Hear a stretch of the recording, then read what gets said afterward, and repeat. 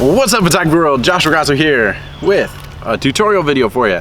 So today we are in very hard light. This is the lunchtime, middle part of the day.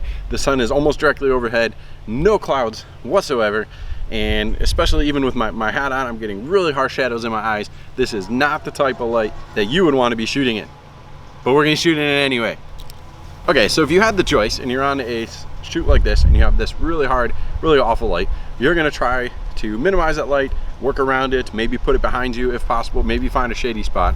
But sometimes you might be stuck shooting in a specific location at a specific time and there's nothing you can do about it. So therefore you're gonna have to fix the light yourself. So that's what we're gonna try to do. So the main problem with this harsh light is it's gonna create really hard shadows in my eyes. So one side of my nose is gonna have a big old nose shadow. Maybe I'll have deep raccoon eyes. My hat is getting really strong shadows from my hat and things like that. This is gonna be the least flattering light possible.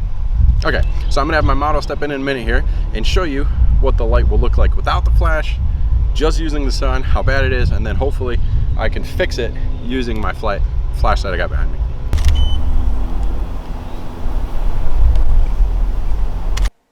So as you can see, this lighting, terrible. So standing directly in this harsh light is not a good look for portraits, and we need to fix it. So basically the idea here is you need a powerful enough light to overpower this sun. So what does it mean to overpower the sun?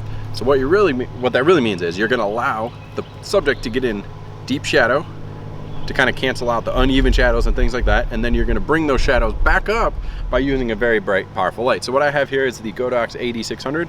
This is actually the Cheetah branded version of it, so I think it's like CL600, and it's a power pack.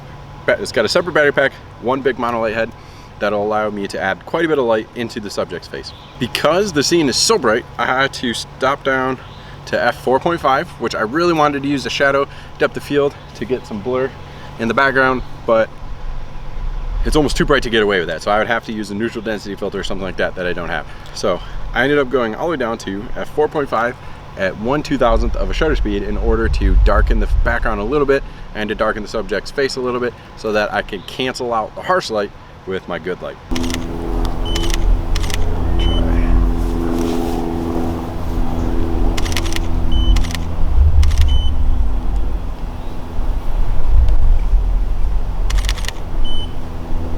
So all in all, I don't think it's an amazing portrait, but when you go from looking at the before to the after, it's a much improved look. So if you're ever in a bind, you got to use the lights to save your butt.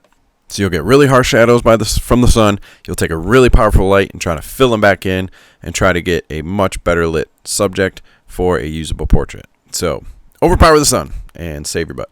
So there it is. Not the ideal portrait that you want to be making, but if you're stuck, let's say the subject was like, hey, I really need a headshot really fast, you know, it's some CEO somewhere, and I really got to use this tree behind me because I really like it. Okay, and you're like, yeah, but the light sucks.